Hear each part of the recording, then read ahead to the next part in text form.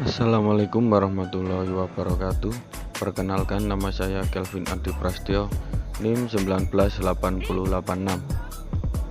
Di sini saya akan menjelaskan tentang mekanisme permainan padel lele ya. Padel lele itu dimainkan secara berkelompok dan untuk anggotanya itu tidak terbatasi. Yang penting ada 2 kelompok dan masing-masing kelompok itu jumlahnya harus sama. Nah, untuk alat yang digunakan pada permainan padel lele yaitu ada 2. Yang satu tongkat berukuran pendek dan yang satu tongkatnya berukuran panjang. Nah, ada satu lagi yaitu lubang. Lubang itu tidak terlalu besar juga tidak terlalu kecil. Lubangnya itu biasanya berukuran tidak menentu ya, tapi umumnya itu berukuran lebarnya 5 cm dan panjangnya itu bisa 10 cm dan kedalamannya itu sekitaran 5 cm.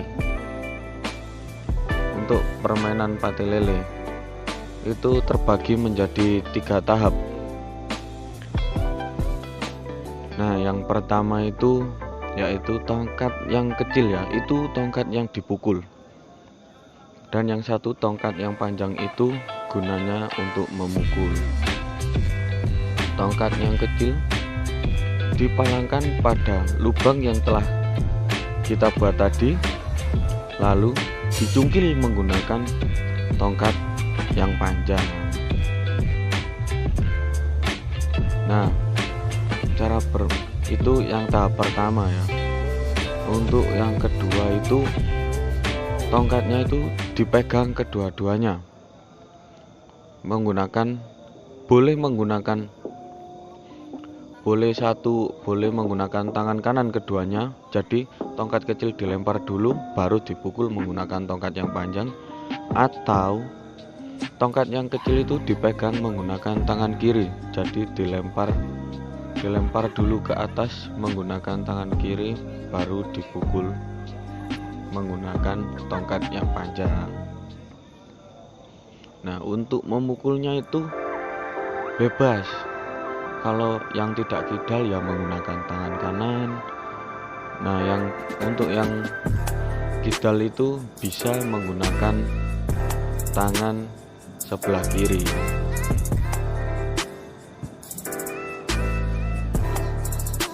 Nah, untuk yang kedua tadi kan sudah ya. Nah, yang ketiga itu jadi tongkat yang pendek itu ditaruh di ujung lubang. Jadi ujung lubang yang menghadap ke lawan.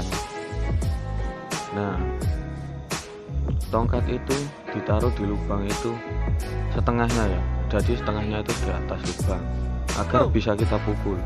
Nah, cara memainkannya itu tongkat kecil itu kita pukul dulu agar melayang ke atas, baru kita pukul ke arah lawan kita.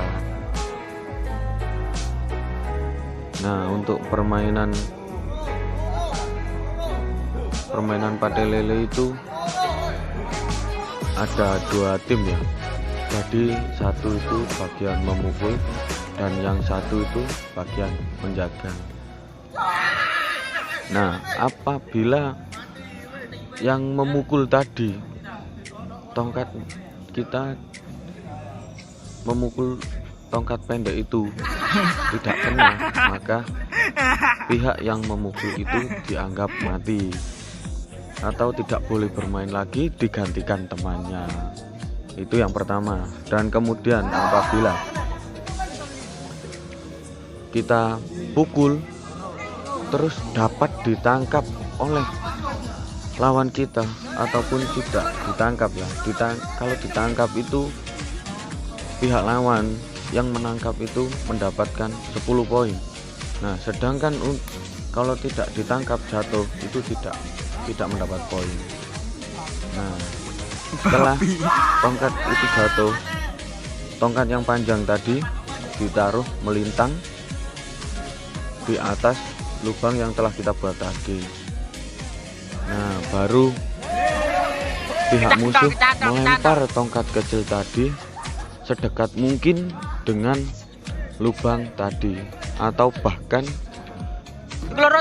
bisa terkena tongkat yang panjang. Nah, apabila tongkat kecil yang dilempar musuh kita ataupun lawan kita tadi mengenai tongkat panjang yang kita taruh di dalam, yang kita taruh di atas lubang yang melintang tadi, apabila terkena, maka kita dianggap mati ataupun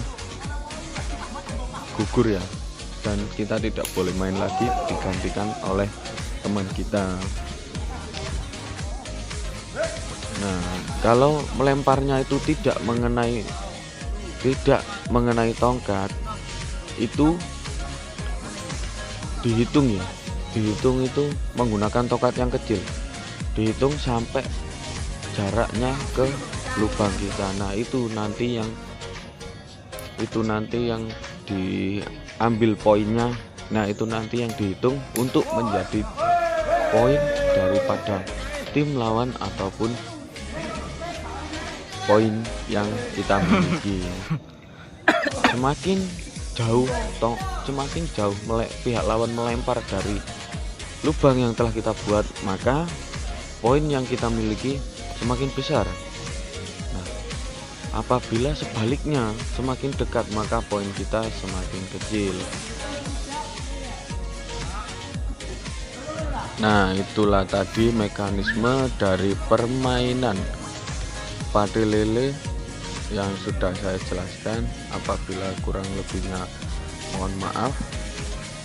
Terima kasih. Wassalamualaikum warahmatullahi wabarakatuh.